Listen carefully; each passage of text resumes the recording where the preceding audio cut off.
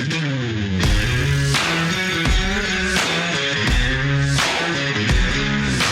well-regulated militia being necessary to the security of a free state, the right of the people to keep and bear arms shall not be infringed. Welcome to another edition of Bearing Arms, Cam and Company. My name is Cam Edwards, and I'm so glad you're with me on the program today. Thank you so much for being a part of the program. We got a lot of stuff going on here. We are watching what's going on out in California, where we do expect any day now to have additional decisions coming out to several challenges to California gun control laws, including the ban on quote-unquote large-capacity magazines. That is Miller versus Bonta. Then there's Rhodey versus Bonta. That is dealing with this bizarre law in California. I'm not aware of any other state in the country that has a provision like this on the books. So if you are a California resident, you are not allowed to go out of state and purchase ammunition and then bring it back to California. Yeah.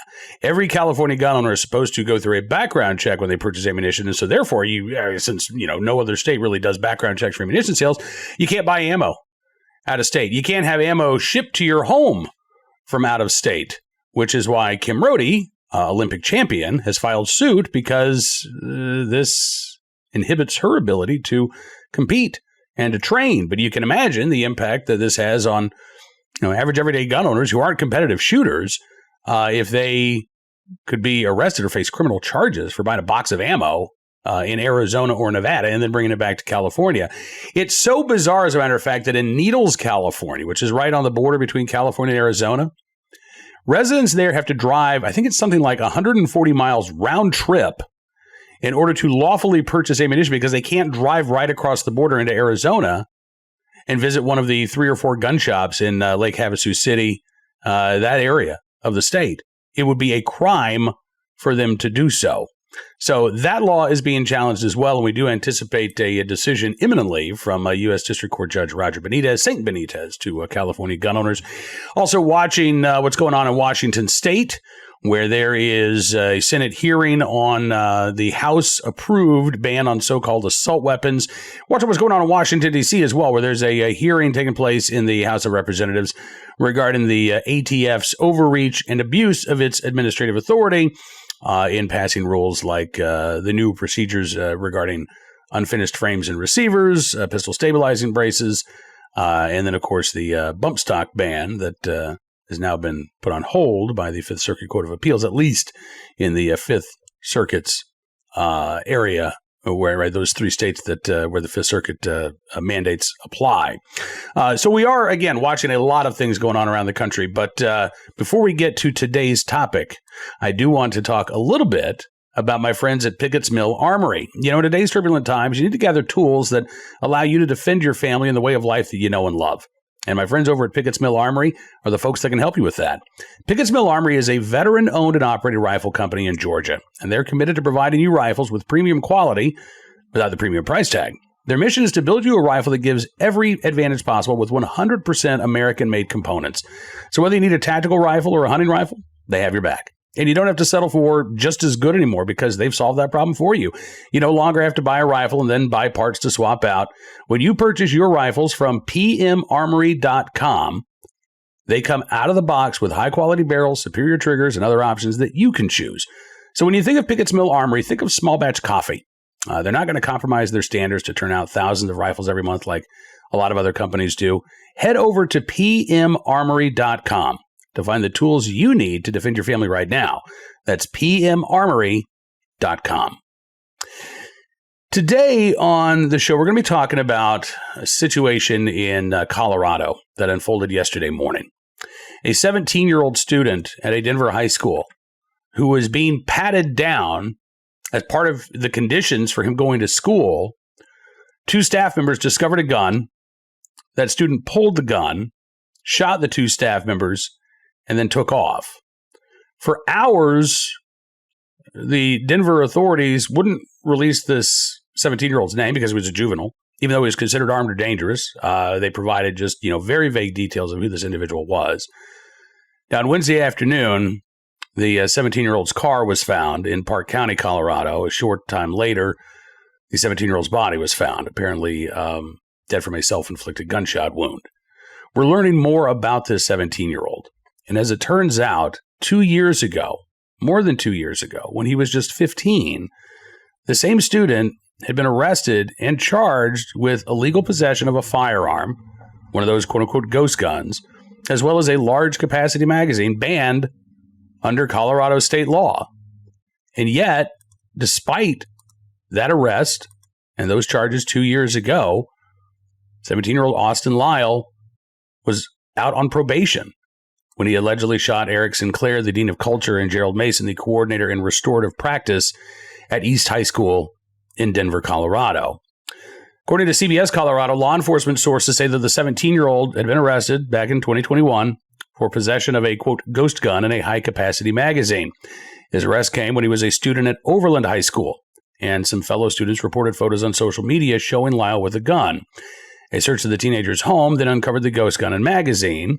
He was later expelled from the school and began attending East High School. As part of a school safety plan based on his prior behavior, Lyle was required to be patted down for weapons every day when he showed up at East High, according to Denver Police Chief Ron Thomas. It was during that search that he opened fire. By the way, Denver Police, not stationed at East High School, at least not until now. That move was announced to bring two school resource officers to the campus after the shooting took place. But at a press conference on Wednesday morning, the police had said, look, even if we had officers there, we would not have been the ones to do a pat down. We don't want to have that type of relationship with the student body here. There's a lot to unpack with this terrible situation, starting with the fact that Colorado, back in 2013, banned, quote unquote, large capacity magazines. Any magazine with a capacity greater than, I believe it's 15 rounds, is considered large capacity in Colorado. That's the arbitrary definition that Colorado came up with. So you have a 15-year-old who's caught in illegal possession of a handgun and a magazine that is illegal to possess under Colorado law. And what happens to this 15-year-old? In essence, nothing. He was expelled from his high school, but he was allowed to attend another. He was given probation rather than any type of serious consequence that might have required him to, spend some time in juvenile detention with the hopes of rehabilitating him. No, instead, again, he was basically cut loose. And the school district was told, all right, listen, just to make sure that the students are safe, pat this kid down before you let him in the school building. How many other students, by the way, at East High? In fact, let's broaden this out. How many students in the state of Colorado are going to class right now under an agreement that requires them to be patted down for weapons before they go into the school building itself every day? How common is this? How frequently is this occurring? Is this the exception, or is this the rule when a teenager is caught in illegal possession of a firearm? And by the way, why are Democrats in Colorado, who hold a supermajority in the state legislature, trying to pass laws criminalizing the activity of legal, responsible gun owners while they're ignoring this very serious situation? Since 2013, Colorado has imposed universal background checks, ban on large capacity magazines, red flag laws. They have repealed the state's preemption law. This year, they're considering a ban on so-called assault weapons, bills that would raise the age to purchase a firearm from 18 to 21. When, again, it's pretty clear that 15-year-olds are illegally getting access to firearms if they want one.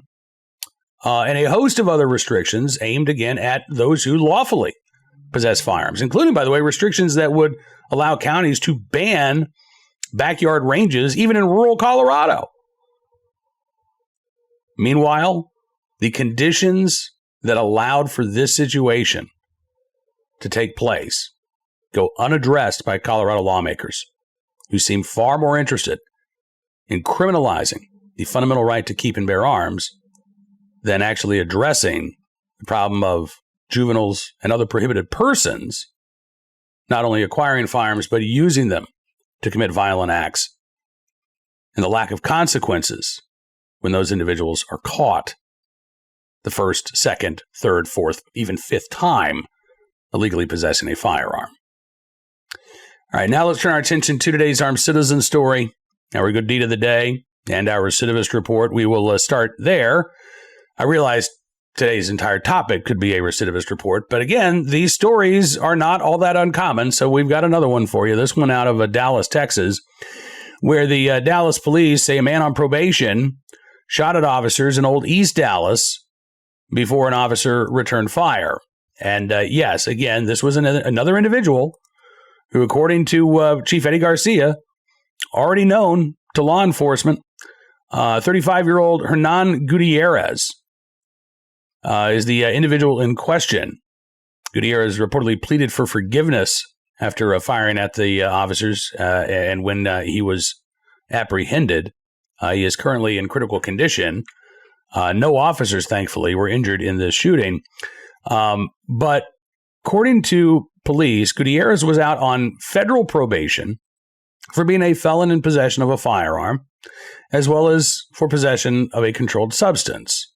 Gutierrez was supposed to be on an ankle monitor, but he apparently cut that ankle monitor off back in August before a court appearance for a plea deal in another case. Gutierrez also has an active warrant out for a weapons charge, and he has a criminal background that included drug charges as well as 2 kidnapping convictions. Yeah, so again, quite the lengthy criminal history. And yet, even though he was on federal, he had been convicted in federal court, or taken a plea deal, I guess, in federal court for being a felon in possession of a firearm, not much time behind bars. Instead, they slap an ankle monitor on him and say, all right, problem solved here. Chief Garcia cited this as an example of the ineffectiveness of ankle monitors. This has been a big topic, actually, in Texas. There was a shooting at the Methodist Dallas Medical Center last fall committed by a parolee who had also previously cut off his ankle monitor. There was a House Committee on Corrections hearing this week, and Chief Garcia voiced support for legislation that would make it a crime to remove or disable an ankle monitor. I'm amazed that that's not already a crime. Given that it is one of the terms of probation that you're required to wear it, you would think that it would be more than just a simple probation violation if you remove that ankle monitor, but apparently in Texas that is not the case. Garcia says he's trying to work with federal authorities to learn more about the terms of Gutierrez's electronic monitor and to, quote, figure out exactly where the problem was. But he says these ankle monitors don't work for these individuals. He said, not only did my officers almost lose their lives, but God knows how many other lives he's affected in the time that he's been out. Now he's facing a charge of aggravated assault of a public servant. More charges are possible. Chief Garcia said that Gutierrez had a key for a stolen vehicle that was in the parking lot when he was discovered. Police also seized his backpack, which had money and large amounts of cocaine and other drugs. And again, all of this allowed to happen, I guess, based on what we know right now, because a U.S. attorney agreed to a deal that allowed Mr. Gutierrez to avoid serious consequences for the serious crime of being a prohibited person in possession of a firearm. So tell me again, how is the answer more laws aimed at law-abiding people? It wasn't a concealed carry holder who shot at those officers. It wasn't somebody even who was entitled to lawfully bear arms under Texas's constitutional carry law. It was a career criminal who repeatedly escaped consequences for his actions, who allegedly shot at officers and was shot in return. And the sad thing is, were it not for the fact that this now was an officer-involved shooting, that this did make headlines, Mr. Gutierrez, if he had been caught, in possession of a key to a car that didn't belong to him, with all of these drugs, after cutting off his ankle monitor, if there had not been a shooting aspect to this, Gutierrez probably could be looking at another sweetheart plea deal. I doubt that is going to happen now, that he fired at police officers. But that might be the only thing that keeps Mr. Gutierrez behind bars this time around. All right. finally today, actually, no, not finally today. I'm sorry, I haven't even gotten to our armed citizen story yet. My goodness gracious. All right, well, let's do that. This is a headline I got to tell you. I am so pleased to see this. Baltimore police rule February shooting as justified in self-defense. You know, Baltimore and the rest of Maryland, frankly, for decades, it's been almost impossible for the average individual to obtain a concealed carry license. Baltimore or Maryland was one of those may-issue states where you had to prove to the issuing authorities that you had a justifiable need to carry a firearm and exercise your right to bear arms. That changed with the Bruin decision. And then Governor Larry Hogan instructed the Maryland State Police to quit asking, what's your reason for carrying? And in the months between the Bruin decision coming down in late June and the end of 2022, the Maryland State Police received about 87,000 applications for concealed carry licenses. In all of 2021, I think they received about 12,000 licenses. And again, that doesn't mean that 12,000 people were approved. That means that's how many licenses they received, or license applications they received. The vast majority of the 87,000 or so license applications that were received in the last 6 months of 2022 have been approved. And the number of concealed carry holders in Maryland is exponentially larger than what it was last year. Now, I will say that could change because Maryland Democrats are trying to pass a Bruin response bill to make it very difficult and legally dangerous to exercise your right to bear arms. But for right now, that's the status quo. And in Baltimore, we now have a armed citizen, a legally armed citizen, who acted in self-defense during a robbery. This was back on February the 7th. According to police, 42-year-old Joseph Garrison tried to rob a 24-year-old man who used his licensed handgun to shoot and kill Garrison in self-defense. The 24-year-old remained at the scene and was taken into custody by police initially. Garrison, meanwhile, taken to Johns Hopkins Baby Medical Center, where he was declared dead. But again, Baltimore police detectives have now formally said that this was a justified homicide. The 24-year-old was acting in self-defense. Something, again, that would not have been possible a year ago for this 24-year-old to obtain a concealed carry license. Unless there was a security guard, unless he was handling large amounts of cash in the course of his business, unless he could demonstrate an active, ongoing, specific threat against his life, this 24-year-old was not going to get a carry license. But thanks to the Bruin decision, that changed. And that may very well have saved his life back on February the 7th. Hopefully, we'll be seeing more armed citizen stories like this. By the way, interesting to note, I wrote about this at Bearing Arms today. Despite the predictions of anarchy and chaos and Wild West shootouts between concealed carry holders, if Maryland went shall issue, in Baltimore this year, homicides and shootings are actually down substantially by more than 20%. That's amazing. That's a great thing. I hope that continues. And I'm not saying it's entirely because Maryland is now shall issue. But what I am saying is Maryland becoming shall issue, according to the gun control activists, it should be impossible for Baltimore's crime rates to be declining. Instead, they're dropping substantially as more people are able to protect themselves. And yeah, I do think that there is a connection between those two circumstances. Finally today, our good deed of the day, in the right place at the right time, willing and able to do the right thing.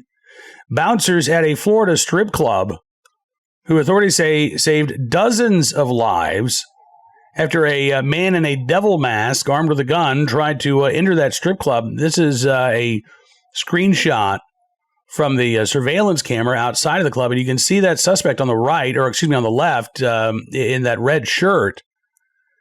Michael Rudman was arrested Sunday morning outside of the business, according to Tampa police. Police say that Rudman was wearing a red and black devil mask, had the words "kill" and "dark one" written on his arms, walked towards the entrance of this strip club with a flashlight in one hand and a gun in the other. Flashlight is on as he opens the door to the Mons Venus club, and that's when one of the bouncers spotted the firearm, knocked it out of Rudman's hand, and then started scuffling with Rudman. Other people from the club exited the building. They tried to help subdue him. During the incident, police said a single round from the gun struck the front door of the venue, but nobody was injured. One of the 3 security guards involved in detaining Rudman suffered minor injuries during the altercation. After officers arrived and they took Rudman into custody, they found that they found 2 additional magazines, ammunition, knives, and holsters, but no additional firearms in the truck. Right now, Rudman facing aggravated assault with a deadly weapon, aggravated battery with a deadly weapon, and purchasing, possessing, or receiving a firearm while under a risk protection order charges. Detectives say they have not determined a motive for Rudman's acts, but they say that he had visited the establishment the night before his arrest. Tampa Police Department Interim Chief Lee Burkhart said there's no question that the security guards who disarmed this suspect saved dozens of lives through their heroic acts, and I'm thankful that our officers were able to take this individual into custody before he had the chance to carry out whatever he had planned. Absolutely. In the right place, at the right time, willing and able to do the right thing. The bouncers there at the Mons Venus in Tampa, Florida, we thank you for your very, very good deed. Now, that is all the time we've got for you on this edition of Bearing Arms Cam & Company. I want to thank you for being a part of the program as always, and I'm looking forward to being back with you behind the microphone on Monday of next week. But I will be busy clicking away at my keyboard between now and then, so be sure to visit BearingArms.com. I'll be writing plenty of stories between now and Monday, along with my colleagues John Petrolino, Tom Knighton, Ryan Petty. We're going to cover all of the latest Second Amendment news and information that you need to know about. And if you like what you see, I'd encourage you to become a VIP member as well. All you have to do, go to BearingArms.com/subscribe, use the promo code GUNRIGHTS, and you can get a significant savings on your VIP membership. As I was saying, thanks for showing our support. We're going to give you exclusive content, news stories, analysis, opinions you won't get anywhere else, because your support does matter, and it really does make a difference. So thank you again. Looking forward to being back with you again soon. Until then, be well, be safe, and be free.